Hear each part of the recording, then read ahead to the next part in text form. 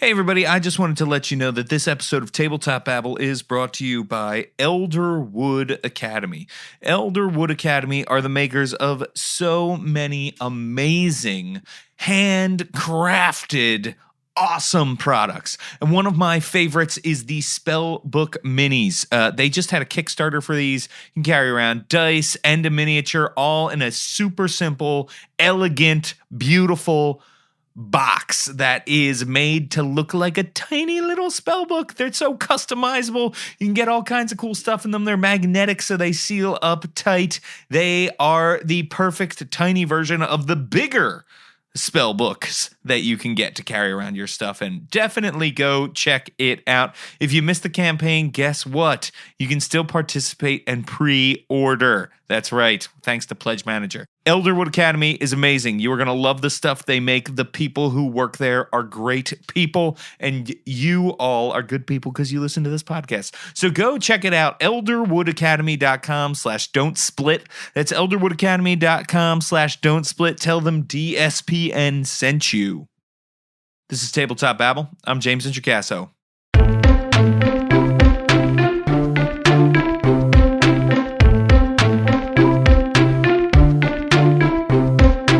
Today on the show, I am chatting with an amazing game designer named Zedeck.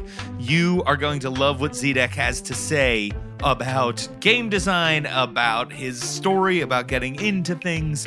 We talk about everything. We talk about decolonizing role-playing games. What does that look like? What does that mean? Is it a thing that is possible? We talk about his amazing adventure that is coming soon from the Hydra Cooperative. He's just an amazing, brilliant mind, and here is my conversation with him. Okay, everybody, now I am here with an incredible game designer. Zedeck, for people who don't know, who are you and what do you do in the world of tabletop role-playing games? Hi, I'm Zedeck Siew. I'm a writer from Port Dickson, Malaysia. My first adventure is getting published by Hydra Cooperative. The name of the adventure is Lorn Song of the Bachelor, and it's an adventure set on a river and in the belly of a crocodile. What? Yeah. Is it a very big crocodile? The monster in the adventure is a giant albino crocodile, but there's also a kind of mystical cave network, which also doubles as its insides, and is also like a hell. It's one of these things where a single thing is many things. That's very cool. And I want to talk to you more about this adventure. But first, take me back. When did you get your start playing tabletop role playing games? My first game was a Pathfinder campaign. I started really late because I'd read about Dungeons and Dragons but never played it because I just didn't know anyone who did. But I started meeting people, especially after I moved to our capital city, Kuala Lumpur. And a friend of mine used to play games when he was in college and university. So he ran a Dark Sun campaign. And my very first character was a Kreen, a Mantis Man, which I was really pleased with. I love them. That's awesome. Yeah, because it was a great way to start because you were kind of an alien anyway, so there were no expectations for that what you would do. So I was just goofing off and like imitating other characters, and it was just a very low pressure way to start. And also you were a cannibal, so that was always nice. Yes, that's very Dark Sun to be cannibals. I love that. That's so awesome. That's a really great introduction to role-playing games. No, so like this friend of mine and a bunch of other friends got together. So like it was basically, apart from him, everybody else hadn't played any RPGs before. So when 5th edition came out, we all bought the books and like we all started a group, and that ran for a year and a half, I think, our group. So I think, well, I started really late, obviously, with 5th edition. At what point did you decide, like, hey, I think I want to try, writing professionally, writing a published product? when I started playing, I really started getting. I mean, it's one of those things where, oh, I want to read all the books and all the everything. So basically, was just collecting monster manuals and campaign settings and all that kind of thing. I started playing a lot of Dungeon World, and I played Burning Wheel for a couple of years. That was me being a hipster. I realized that the best books, at least to me, were part of the old school sort of sub community. When I found like Patrick Stewart's work, he still remains one of my favorite writers, just generally in terms of literature. And I think it was when I read Fire in the Well Horizon, I thought, hey, I want to do this too because I'm a fiction writer, but anyway, but never tried to write RPG stuff. But when I started reading Fire on the Wild Horizon, I thought that hey, I want to try doing this. That's how I started. Just I guess blogging. Yeah, I mean Patrick Stewart is a very good writer. His blog's good. He's certainly got a lot of acclaim, and I like what he does because he also tries to think outside sort of the traditional fantasy box sometimes. Yes, I guess this might be a tangent, but I really admire like his latest release, Silent Titans, is not my favorite work of his, but I really admire it because it is such a personal. It's about his home geography. It's basically a RPG take on Birkenhead and the Wirral, which is where he's from in England. And I think that hyper local, like just figuring out what it is about your sort of local context and like imagining it. I don't know. It's a great thing, yeah, and it's something that I've been trying to do with regards to my fiction generally, and definitely also with RPGs. Those ideas that you're trying to bring forth mean that it's a boon to have you in the community. We have a lot of listeners here who are American or Canadian, or they're in the UK, and I'm sure they're wondering, what is the Malaysian tabletop RPG community like? What is that community like? How is it? Are there a lot of people playing? Has it had a renaissance the way a lot of the communities have here in America, with the advent of fifth edition and things like that? I'm probably not the best person to answer this question, but I'll try. It's only because I live in a small town, so all the games I play in are remote by necessity. Like a lot of non-Western countries, I think like role-playing games in Southeast Asia, I think if I would generalize it, is largely urban, largely middle class. So you will tend to be more comfortable, more anglophone. Generally, the meat space groups are all in the big city. Fifth edition definitely got lots of new players.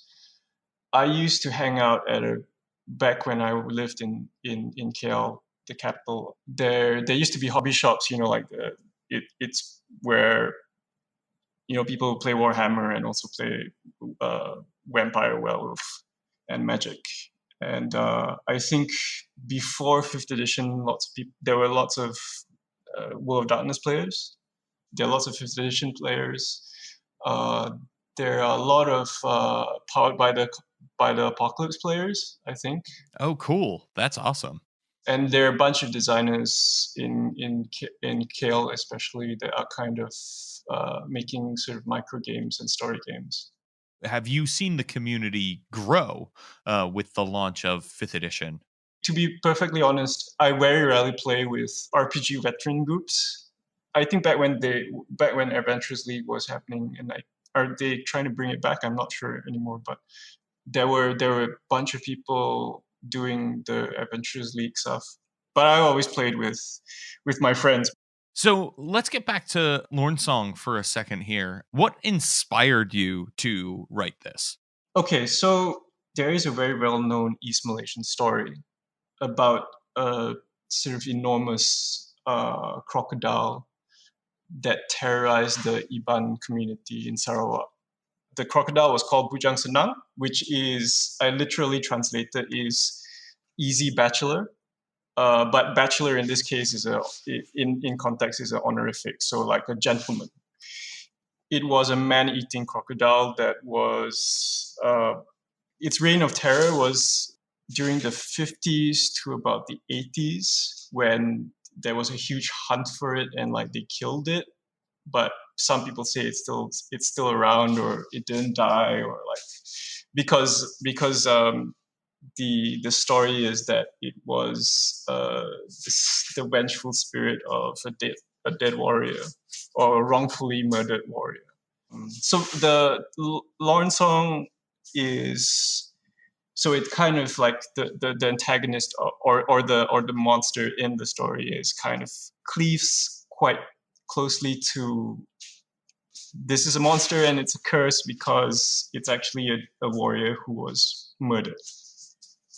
Oh wow. So and this is a like a folklore story that you then decided, hey, this would make a cool adventure, or this gave you an idea for an adventure. Yes, and it's I guess it reflects the kind of context which I come from, which in the like the folklore thing is that what's real and what's not is kind of blur. So people still are afraid of it, like legitimately afraid of a magic man-eating crocodile.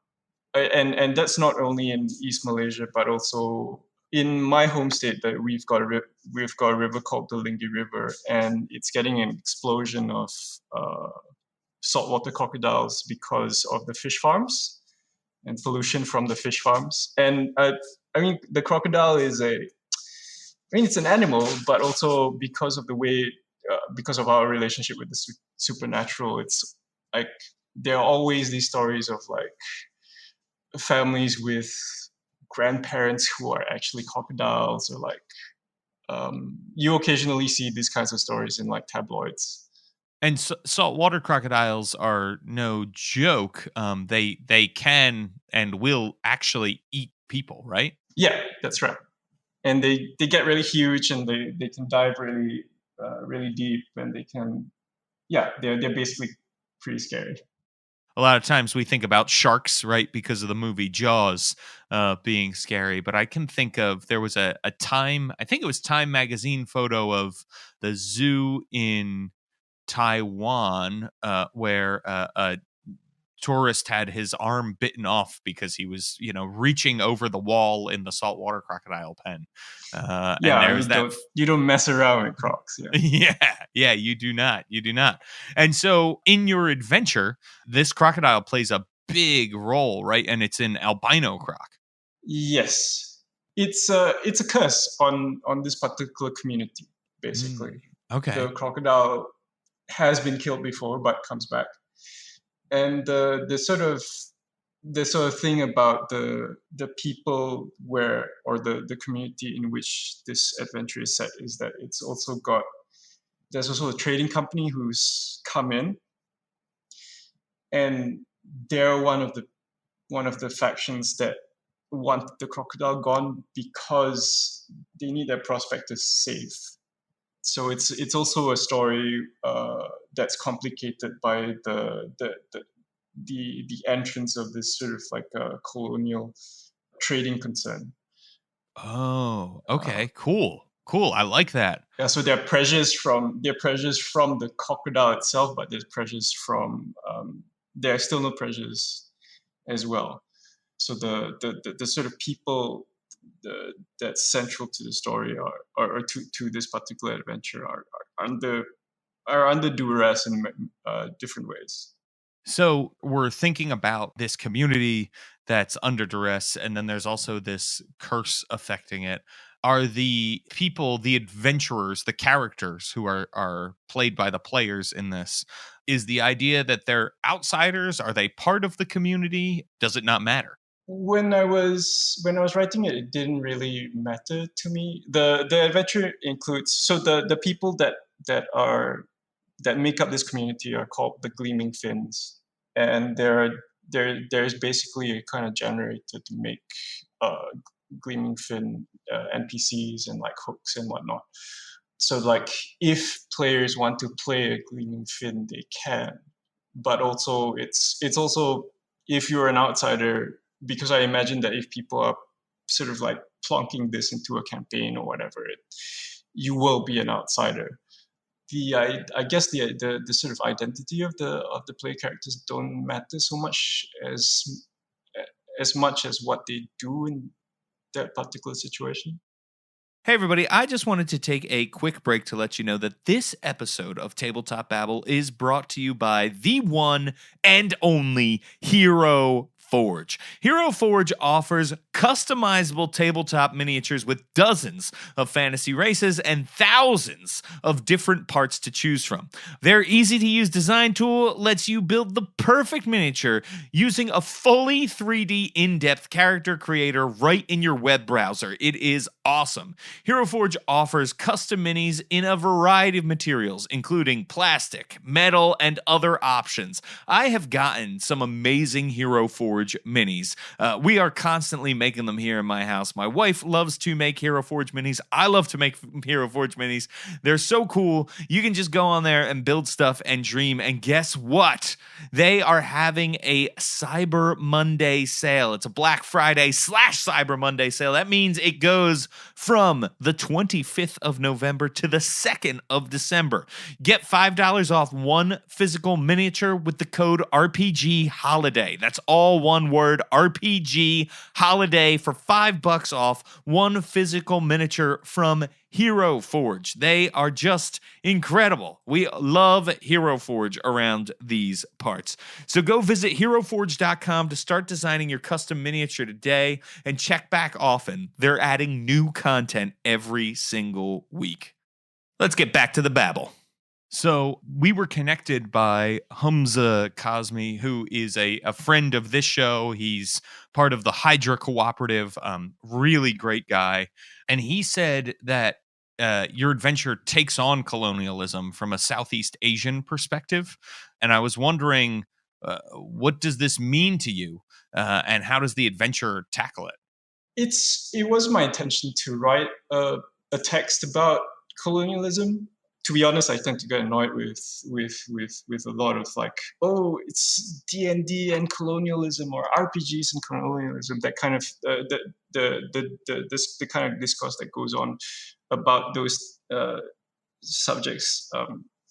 I tend not to want to take part in it, but inevitably feel the need to. Anyway, the reason why this text deals with colonialism is because it's inspired by Southeast Asia, and there's basically no way to be true to my context without dealing with colonialism. I live in a town called Port Dickson, and it's named after a British district officer. There is a big sort of like there used to be a big shell refinery that's now been bought over by a Chinese conglomerate.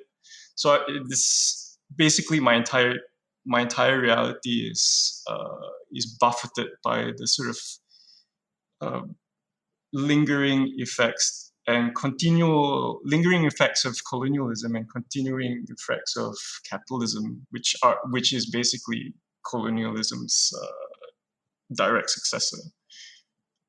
So yeah, I guess that's a complicated way of saying that. Basically, I couldn't not deal with it. So the way Lorn Song is, and the way the Gleaming Fins are dealing with a trading company. So it's not like an army. Generally, when the by the time the British became involved in what would become the nation state of Malaysia, they were basically either sort of individual adventurers or trading companies. Yeah, I mean the story of the Gleaming Fins is basically: do you want to sell your forest goods for really cheap so that an outsider can ply you with whatever they've got, and also like basically extract from you as much value as they can. And that's the kind of situation that, like, do you want to do you want to give up stuff so you can earn some value right now, but basically you're giving up your entire autonomy, that kind of situation. I guess I should also say that it was a conscious decision. So the adventure is being illustrated by a Malaysian artist called Nadir Noor. When me and Nadir were talking about how the direction of the art, uh, it was very important for me to sort of be clear that that nothing in the adventure be coded as European.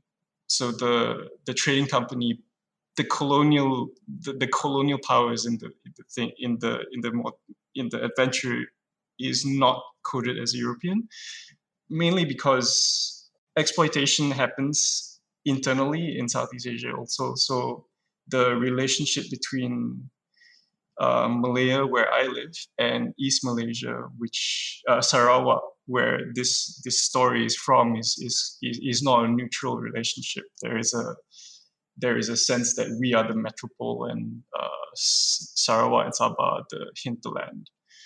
So that's happening. So it's a kind of internal kind of exploitation, which I think I wanted the text to reflect.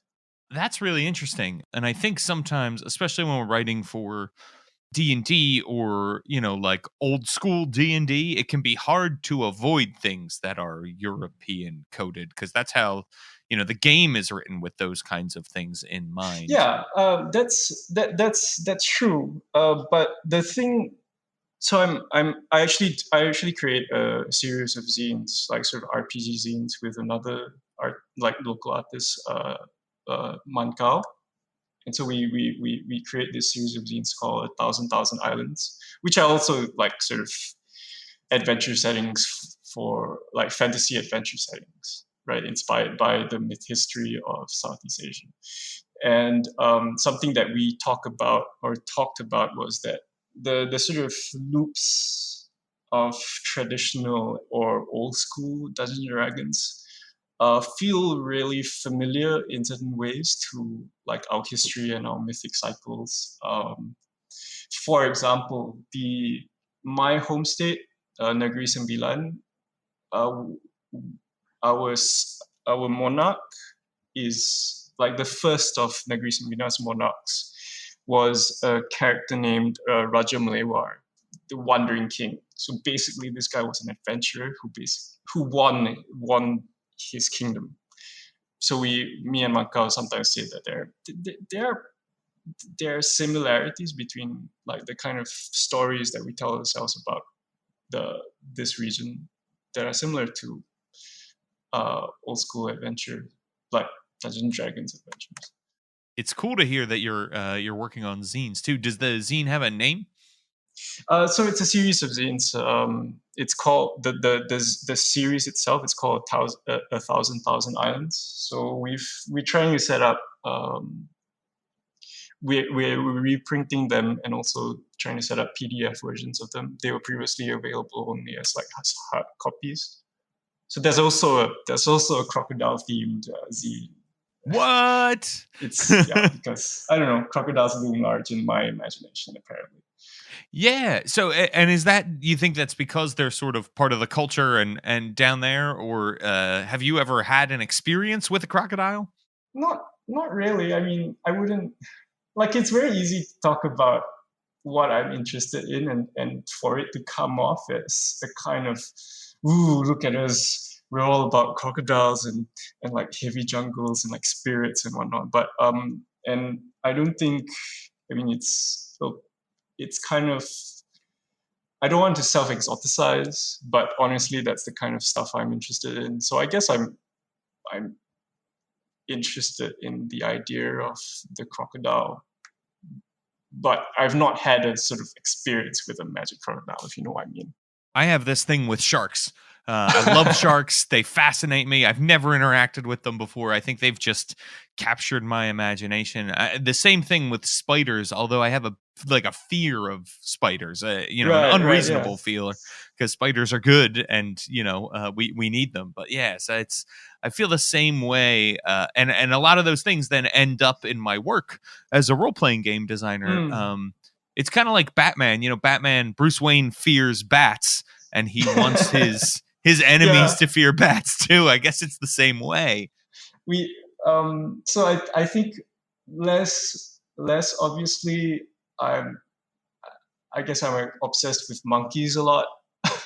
So there are monkeys in this adventure, Oh, and cool. there are monkeys in other stuff I'm writing right now. So yeah, but monkeys I have like literal like experiences with, because we get like troops of monkeys coming through the garden all the time.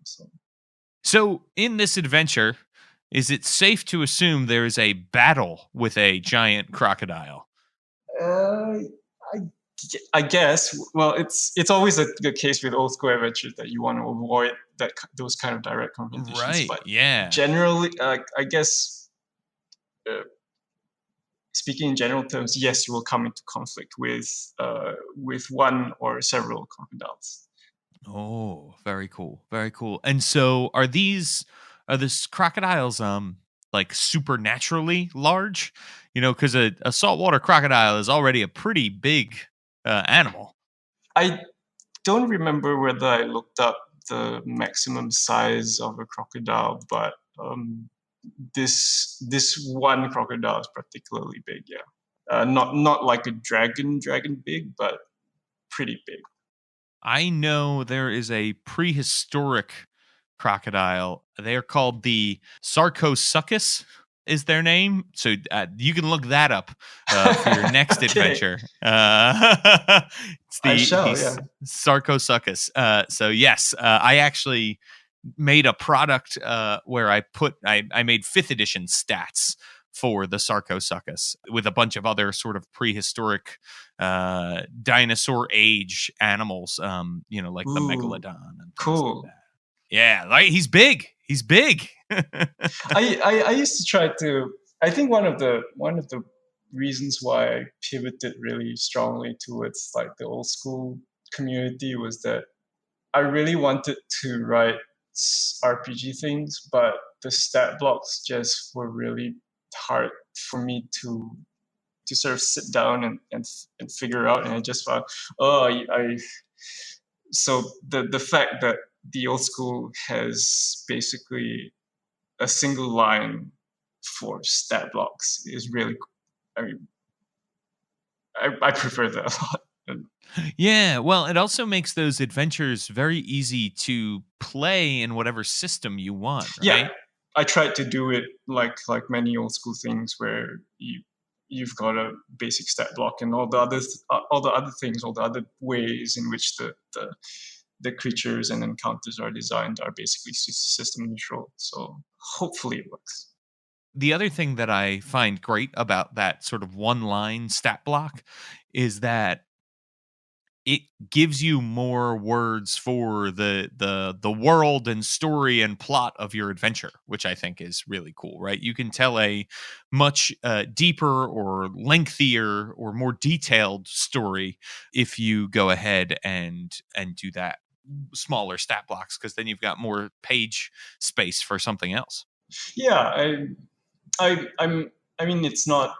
I mean, it's a matter of personal preference, but I do prefer not reading numbers and like reading sort of like imagination fuel instead. So definitely this format fits me personally.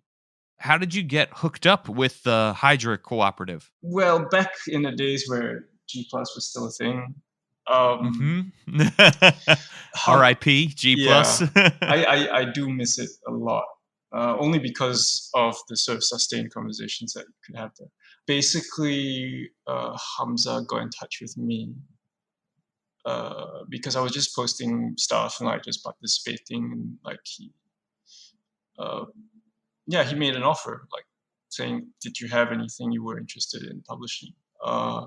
I think what is really great being part of the community is like um, the sort of support that that I got, and I think other people got from it were largely invisible, but like material. So it was like Hamza sort of making basically an offer from Hydra Co-op, or like it was like other sort of people saying that, hey, I like your stuff. The way I got started in publishing RPG material was that somebody gave me some starter cash to pay artists, so I want to do that for you. So there is that sense of, I don't know, real sort of solidarity, I guess. Yeah, so that's basically how I got this. We talked about it a year and a half, 2 years ago maybe, but finally started working on it in earnest this year. So I'm not sure that I'm pronouncing this correctly. Carl Sternberg is making the maps for this adventure, and Fiona Geist edited it. So like all these people, basically everybody involved in the project, except for Nadir, who I know personally in Malaysia, I met through Google Plus and through the old school community. I mean, this all sounds incredible. If you were to, and this is sort of a bigger, deeper question, what impact do you hope your work has on the role playing game community? Oh boy. Like I guess a very conventional answer is I just hope that more creators will make more stuff, like, or more creators from my part of the world. But I think that that's already happening. Like there's a really active Filipino scene, and like I mentioned earlier, there are a number of Malaysians, including like some of the folks who play tested this module, Ben Chong and Robertson Sondor Jr., who are making games already. So I mean, this I don't want to overstate the importance or the of this in sort of encouraging people. One of the gripes I have is that, like I said earlier, this text is not about colonialism, but I feel like it's a truthful look. If people want to read it with that particular subject in mind, I think it's a truthful way, or a truthful representation, or a truthful depiction of how colonialism functioned and functions in my context. I think in wider RPGs, people talk a lot on Twitter about D&D and colonialism, or whatever, and but I don't think that there is enough really candid looks at what that means. Sure. Okay. Like so like the standard way the discourse goes is like, like D&D is unapologetic, like D&D is unadulteratedly about colonialism, and you shouldn't murder orcs, and murdering orcs is colonialist, and like robbing tombs is colonialist, and you shouldn't do that. You should avoid those kinds of narratives. I think that, to me at least, as a person from a part of the world which is post-colonial but still very much affected by that history, it feels a little bit like an invasion.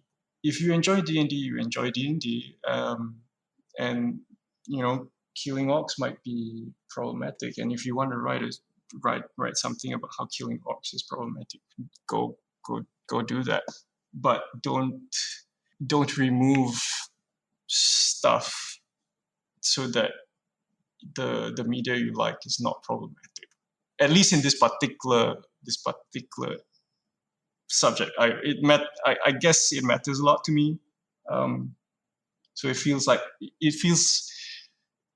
like erasure. I see. So you're saying, killing orcs is part of the game. So don't get rid of it. If you don't like it, play a different game. Is that sort of your thought about it? It's I've been thinking about this subject a lot. Obviously not very successfully or with a lot of clarity. But when we play tested this particular adventure, Lorn Song, I mean, the group I was playing with started. So like, there's the Gleaming Fins, and there's this trading company that wants to buy stuff from adventurers. So they started basically doing jobs for the trading company, and they basically accelerated the presence of the trading company and the trading company's influence in that community. And that there was a point where Robertson, who was playing one of the characters, one of the players, said, "Wow, we are the colonists here." But it was, as people who were colonized, it was fun to play that role. Gotcha. Okay. So it's the idea that you can have fun with it, and it can also make you uncomfortable, and I feel that there's space for that, and there's space for then to sort of like go back, like leave the table and then think about, like, what does it mean that I had fun killing orcs? Right. Okay. I see what you're saying. So I guess my issue is that colonialism or imperialism or the sort of the pattern of that particular kind of aspect of ways cultures encountering each other is still extant today. So to feel like you're not doing that in elf games, but live in societies where that stuff happens continuously, feels not very useful to me. Yeah, and being in a game can sometimes, if you're with your friends and everything, can be a safe way to experience and then also process these things that are happening in the real world. Yeah. It's I think something that was very curious, and like in my responses, just playing like a game like Dungeons and Dragons, is that it's cathartic to be. So I have played a number of player characters now, which are basically sort of imperialists, like sneering imperialists, and it's cathartic to do that. As for me, I'm not sure whether everybody would be comfortable with that, but it definitely has for a person of my identity, and for many brown people, I imagine it would be. Mm-hmm. Yeah, I hear you. Well, thank you, Zedeck. This has been awesome. I really appreciate you chatting with me. If people want to find you on the internet and your work, where can they go and what should they do? I've got a blog, zedecksiew.tumblr.com. Yeah, and I'm on Twitter also. It's at Zedeck Siew. That's great. That's a great way for people to find you. Thank you so much for joining me today on Tabletop Babble. I really appreciate it. Thanks for having me on. That was a great chat. People, if you want to support Tabletop Babble, you've got two options for doing it. Why not pursue both? The first, of course, is to head on over to iTunes, leave us a 5-star review. If you do, you can make me say anything you want. If you're listening right now on Apple Podcasts, guess what? Boom, you can do it right from the app. It'll take you 30 seconds to do. And I will read your words, like this amazing review from Tim Artus from Canada, who says that this is required listening. Here's the review. I've been listening to Tabletop Babble for quite a while now and look forward to hearing it every week. James brings on excellent guests, and the conversational interviews are pleasant to listen to. I'm always inspired by what I hear, and I've learned about a bunch of rule systems and designers I wouldn't have otherwise. Oh, thank you so much. Side note, that is a goal of this podcast. So thank you. Thank you for calling that out. The review continues. This podcast is great for game masters and a must for folks who have aspirations in the gaming industry. P.S. You don't have to read this on the podcast, but I have a Pathfinder 2nd edition blog at lostmuse.home.blog and would appreciate the plug. Well, guess what? Everybody go check out this blog, lostmuse.home.blog. Thank you so much for the review. I really appreciate it. lostmuse.home.blog. And you know what? Actually, get in touch with me, Tim Martius. We haven't really covered Pathfinder 2nd edition, and we should. And you got a blog about it. So let's talk. The second way to support the show is, of course, by heading on over to patreon.com/Introcaso. That's patreon.com/Introcaso, where you can fill out a survey and help determine future upcoming episodes. What do you want to hear? Go check it out, patreon.com/Introcaso. All right, people, don't forget you can check me out at worldbuilderblog.com and at twitter.com/JamesIntrocaso.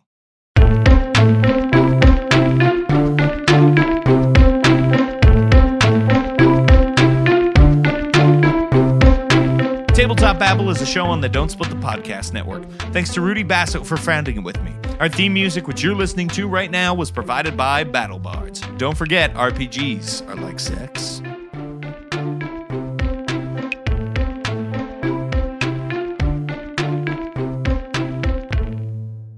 Hey everybody, before we go, I just wanted to let you know that this episode of Tabletop Babble you just listened to was by Bits Before Crits. Our friends at Bits Before Crits podcast just finished an actual play of the piratical adventure game 7th Sea. Oh, I love 7th Sea. It's so good. This season of Bits Before Crits is an easily bingeable, bite-sized campaign of pirates and monsters. Check out this clip they shared with us. Are you saying that wasn't thunder? We must have hit something. It's the Kraken. Oh, don't say that. Why would you put that into the world? I mean, I just really want to see a Kraken. It has so many tentacles and Gosh. Ulf raises his hand and says, "No, you don't." Oh, Ulf, you jokester yet again. Terrifying. Really? always wanted to see a Kraken. I really hope it's a Kraken. I hope it's not a Kraken. I hope it's a dolphin or maybe a whale. Whales are nice, except the big ones. Like the Ruka's really just big muttering to ones. herself, Kraken, Kraken, Kraken, Kraken, Kraken.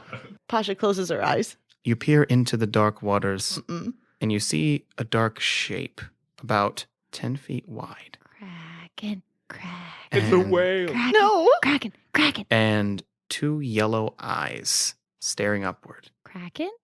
To find out what's in the water, check out Bits Before Crits wherever you're listening now.